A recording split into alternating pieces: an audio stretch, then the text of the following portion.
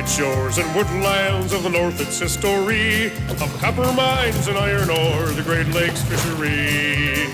To the farmlands of the southern counties we'll look around, my friend, at all that waits the sportsman in the state of Michigan. And sometimes when the moon brings out the diamonds in the snow, and the stillness of the forest lies encased in Arctic cold, the wind might whisper through the trees, listen if you can. It tells you of the beauty in the state of Michigan.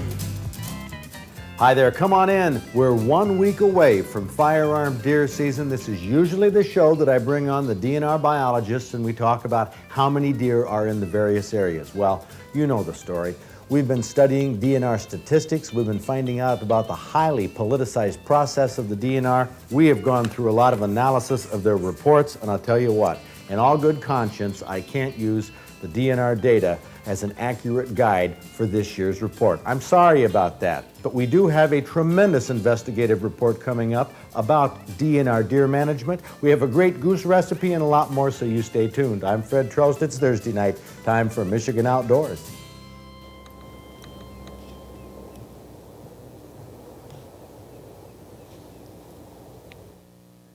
Two weeks ago, we reported a discrepancy in an important program the DNR has been operating since 1971. It's called the Deer Range Improvement Program, D.R.I.P for short. The reason the Deer Range Improvement Program came into being was twofold. First of all, sportsmen were in an uproar about the liberalization of doe licenses during an era of hard winters in the 1960s when mass starvation of deer was prevalent in the northern deer yards. And secondly, the DNR was jockeying into position to raise hunting and fishing license fees. And one good way to get the fee increase passed was to earmark $1.50 from every deer license, guaranteeing that a part of the fee increase would go to improving the winter deer yards so this mass starvation wouldn't continue. In those days, and we're talking the 1960s, when the department was funded primarily through hunting and fishing license fees, it put public education as a high priority. In fact, they published lots of booklets like this one called Michigan Whitetails. These were the old days when the Conservation Department took great pains to explain the principles of fish and wildlife management to sportsmen and to be very clear and explicit on how sportsmen's license money was being spent. That's how the DNR changed sportsmen's views towards doe hunting and bounties and gained a support of sportsmen who grew to respect the Conservation Department. But today's DNR seems to prefer to work in the dark. They don't publish these booklets, they don't produce films anymore, and we've heard that the Information and Education Division reportedly is going to be axed in the next round of budget cuts. And the sad thing is, booklets like this that helped convince sportsmen to support and respect wildlife policies haven't been available to the public for 20 years. Oh, sure, we get summaries of program reports and budgets, but the statistics are incomplete. The explanations are so vague that you're not really sure what these reports really say. Since the Deer Range Improvement Program began in 1971, the DNR has collected approximately $22 million. And the question we're trying to answer is, have sportsmen received $22 million worth of deer range improvements? Yeah, I called up and talked to former Representative Gomer. He was one of the co-sponsors of the bill in 1970. And he indicated at that point in time that they wanted this to improve forests on state lands, primarily the deer yards, where deer were starving in the wintertime. That's what that legislation was intended for. The lands we're talking about are in the northern part of the state where the deer herd was concentrated. In the late 1950s, there were about 300,000 deer in the UP, 300,000 in the northern lower, and only about 30,000 deer in southern Michigan for a total herd of a little over 600,000. Now, at that time, the Game Division felt Michigan could maintain at least 1 million deer if the winter deer yards were improved, which is why the first priority of the D.R.I.P program states habitat improvement will be done principally on deer winter range, those areas where deer can be expected to be found during the month of December through March. The Conservation Department's Whitetail book highlighted the state's deer yards where the D.R.I.P money would mainly be spent. Deer move to these yarding areas when the winter becomes harsh and food becomes scarce in the rest of their range. These yards are usually cedar swamps, which provide cedar leaves and twigs to eat, provides protection from the wind, and the snow depths are shallow so the deer can move around much easier. The problem is that cedar leaves don't grow back. In areas where large numbers of deer spend long winters, they nibble off every bit of cedar they can reach, and this never grows back. The following winter, there'd be very little food in those yards, and more deer would starve, which was a terrible waste of a resource. But saving deer in the winter could be done if burnings or bulldozings or cuttings were kept up year after year so that new, low-growing vegetation would constantly be coming up as new deer food. Now, this was the concept of the Deer Range Improvement Program, and the Conservation Department tried it by issuing cutting permits to commercial loggers. Biologists reported that in the winter of 1956-57, 1,164 cutting permits were issued, covering over 58,000 acres on state land. The tops and new growth provided food for an extra 100,000 deer. But when the timber market dropped, as it often did in those years, nobody wanted to cut those marginal trees from the deer yard areas, and the Conservation Department said the state cannot make cuttings for deer management alone. The costs would be intolerably high. Then the idea for the Deer Range Improvement Program was born. The idea was that if sportsmen would pay an extra amount for their deer hunting licenses, the Conservation Department promised that they'd take $1.50 from each license, use them for cuttings for deer to maintain this food growth in the deer yards despite the timber economy. So in the early years, Conservation Department workers used chainsaws and bulldozers and even burned some scrubby areas, anything to knock food down for the deer, get the existing limbs and twigs where deer could reach them, and provide clearings where new food would immediately begin sprouting for the future. Now, according to D.R.I.P program guidelines, priority number 1 is supposed to be fixing damaged deer yards, ones with browse lines where little or no regeneration of trees is occurring and deer numbers are lower than they should be. Priority number 2 is for areas that have enough deer, but cuttings need to be done each year to make sure food will be available in the years ahead. But southern Michigan had no deer yards and no wintering problems, and the Conservation Department pretty much wrote off southern Michigan out of the D.R.I.P program. They said priority 3 lands are primarily within Region 3, southern Michigan, where very little habitat manipulation is possible or necessary. Well, that's interesting, because in the 70s and 80s, the southern Michigan deer herd multiplied more than tenfold. By the late 1980s, motorists were killing as many deer on southern Michigan highways each year as lived in those southern counties in the 1950s. This population explosion was mysterious. There was no deer habitat work done in southern Michigan at all. But that didn't stop the DNR from claiming credit in the media for Michigan's burgeoning deer herd. The reason the deer herd grew from 600,000 to 1 million between 1972 and 1980 was partly due to the northern deer yard improvements. But a good share of this population boom was the mysterious explosion of deer in southern Michigan, a phenomenon that game biologists still can't fully explain. And in the late 1980s, deer numbers skyrocketed even more due to a series of mild winters that allowed an unnaturally high number of deer to accumulate throughout the state. These deer boom years were also the years that the DNR changed its focus from the traditional fish and game work to the broad environmental focus, which was highly seasoned with politics. Sportsmen took the back seat in virtually every respect. And despite the fact that they put in nearly $2 million a year from their deer hunting license fees for the D.R.I.P fund, deer range improvement projects seem to be fading out. And then Chippewa County, our winters are really hard up here. And you have the habitat for a lot more deer. But the deer yards are in bad shape, and we just can't winter more deer. It's kind of a sleeper, but unless we can do something with the deer yards, I don't think we can carry them anymore. We're just about at the limit. Is it possible to do anything with the deer yards? Yeah, we think it is. And we're really working with Greg Soulier right now. We're coming up with some real, maybe radical ideas that aren't ready to let go yet, but we're working on it right now. Up to this point, for the past couple years, is there what you would call much deer management going on in Chippewa County? I think there's been a lot of deer management. I don't think there's been a lot of deer range money spent. Now hold it. The eastern Upper Peninsula, Mike Renner's district, is clearly Priority Zone 1 for the DRIP program.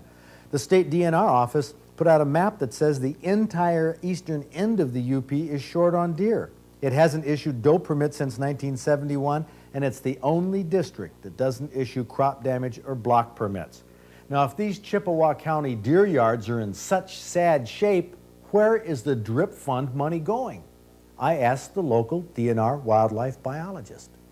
And that deer range work, how much money do you get from the state in the deer range improvement funds to do deer management? Over the last several years, we've been averaging around 50,000 to 70,000 a year. We call contractual services and travel funds. Things you have to do as far as buying gas for your machines and issuing contracts. That's the deer management money. Yes, that's out of the $1.50 license to hunters pay for. We get about 60, 70,000 a year out of that. Now, this didn't make any sense to me at all. Why would the eastern UP, a high priority DRIP program area, only get $60,000 or $70,000 from a $2 million DRIP fund budget?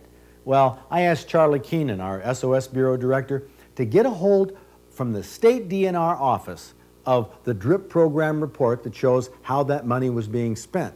Here's his report, district by district. We have 3 regional offices in the state. Marquette in the UP spent almost $26,000 on deer range improvement administration. The Roscommon office, $337,000. And in Lansing, they spent almost $340,000 on administrative costs. These costs include salary, wages, overtime, travel, supply, material, and contractual services. That's almost $750,000, and that wasn't linked to any particular deer range improvement project. Okay, Charlie, before we start with these district by district project reports, let's explain some of these project categories that the state office puts in their reports. First of all, this category of timber scouting. Timber scouting is done by the forester. They go out, take a look at the state land, find out what types of trees, whether it's cedar, pine, hardwoods, maple, oak, and then they put that into the computers. The other people in the DNR can then draw this information out of the computers and sit down in this compartment process and select which grounds are going to be cut, which lands are going to use for timber sales. Okay, this is like these administrative meetings. That's correct. There's about 20 of them held each year, and they may have anywhere from 6 to 12 people in these meetings. Okay, and they decide there what timber is going to be sold and how much? That's correct. That's all determined by what the biologist's needs are, what the forester's needs are, and maybe even what the aesthetic needs of a landowner might be. Okay, the money from, say, they sell 50,000 acres a year is how much? That's $9 million. And the question is this $9 million in sales, the trees that are cut, you say there's a lot of hardwoods in that, is this really improving deer range for wintering deer? Not really. It improves the habitat for all animals, but it's not deer range improvement. It's not that specific cutting in the deer yards. Then there's this other category called fields planted with grain. Now, to most hunters who see rye fields on state land, they see deer range improvement money at work. But how well does it really work? According to the DNR deer experts from the pre-DRIP program era, we studied the patches carefully. Deer grazed them heavily in the fall and spring. They could not use them in the winter when food was needed most. In the spring of 1951, just as many starved deer were found near the rye patches as elsewhere. So these grain plantings and the timber sales scouting are pretty weak justifications for using DRIP funds. The one kind of project that does focus on deer wintering areas, though, are the openings that are cut or maintained to generate winter deer food. So this is really what we feel sportsmen are getting for their DRIP fund contributions each year. And look at this category as Charlie gives us a rundown district by district. Okay, the Baraga district in the western UP has lots of deer yards, but last year only 188 acres were cut by the DNR. The total DNR fund cost was $85,000. Crystal Fall hosts a lot of hunters. They planted 180 acres of grain for them to see, improved 730 acres of wintering area, and the cost was $272,000. Escanaba is a similar situation, less than 400 acres of direct deer yard cuttings by the DNR, and the cost was over $200,000. The Newberry district is where wildlife biologist Ray Perez said that they received $60,000 to $70,000 for the year for DRIP funds. The report that we received from Lansing showed $242,000 were allocated to their district. That's enough to pay for Ray Perez and other biologists and wildlife staff for the whole year. Apparently, Ray Perez doesn't know this other money is being charged to his district. The Gaylord district in the Lower Peninsula has lots of hunters, and that's probably why they planted 700 acres of grain.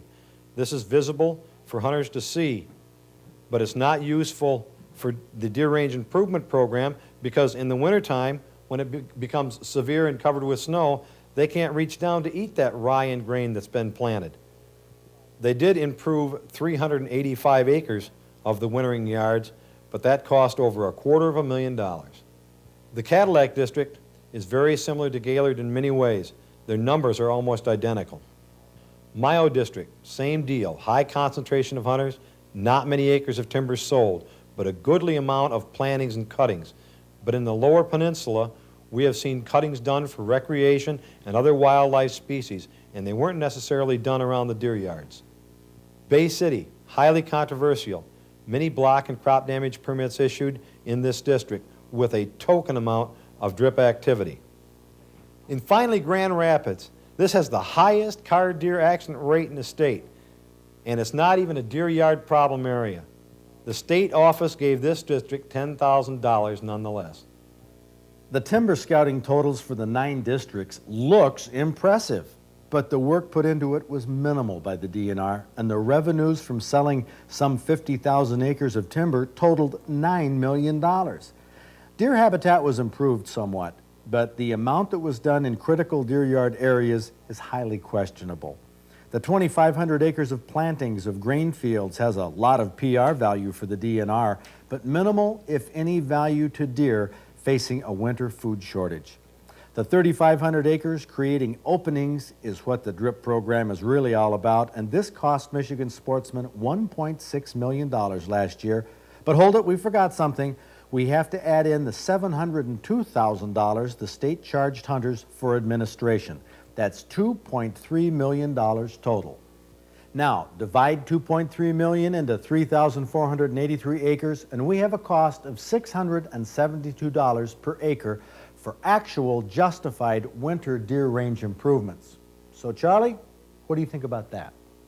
We've chased and we've dug and we've looked at reports, and I guess the analogy that I have to use is like if someone donated $20,000 to the Outdoors Club for snow removal, and that person was supposed to only do that work, was remove the snow off the driveway.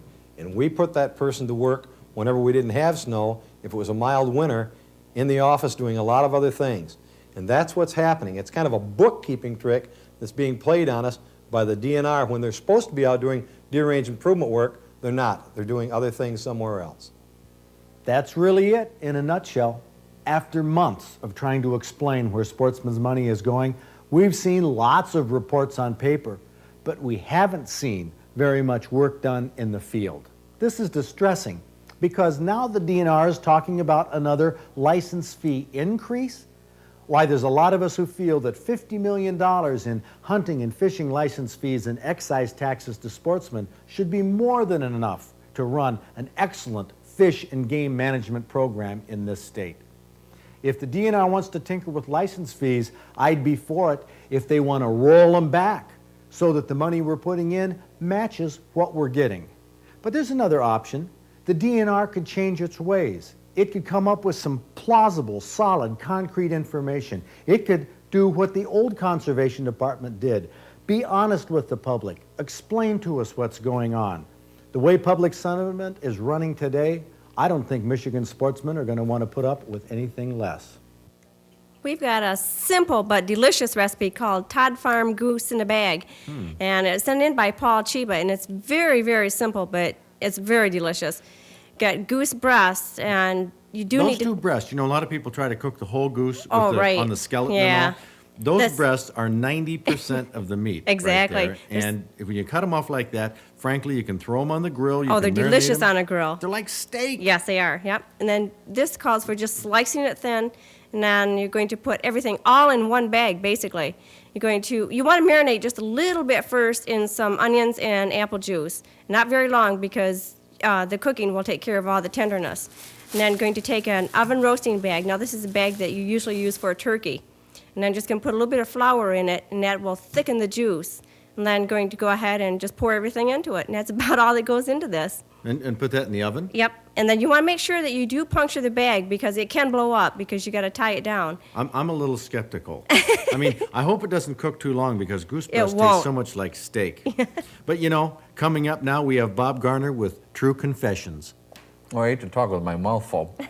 And I hate to, two things I hate, to talk with my mouth full, and to also mention that, don't draw the wrong conclusion, this is a lot like liver. It doesn't have a heavy livery taste. Don't shake your head. It's a lot like liver because it's got all these onions smothering it. And you rarely see a recipe like that for fowl. But it's an absolute great recipe. Well, I agree, and I think that it does have just a little tiny bit of liver taste. No! I do Freddie. that. Fred, you're But full of that it. is Have very another bite good. or two. The Is that what reason, it is? Doesn't taste like goose does not. This taste, I've had beef at people's house with noodles on it, and after a couple bites, that's what it tastes like. It does. I like liver, personally. Well, I was going to say I was about going to confiscate your plate. I'll tell you what, If that's a negative. No, not It at has- all. It's not a negative. It's not a negative comment. It's just because there's very few recipes where you have onions wrapped in noodles and things like that. It's a delicious recipe. A delicious recipe. You're just afraid people won't write in for the recipe. No, I it don't. I is think it's good. I think liver. Oh, I tell you. I think it's great. Oh no, it does taste like liver. Send me all your goose breasts. Have fun.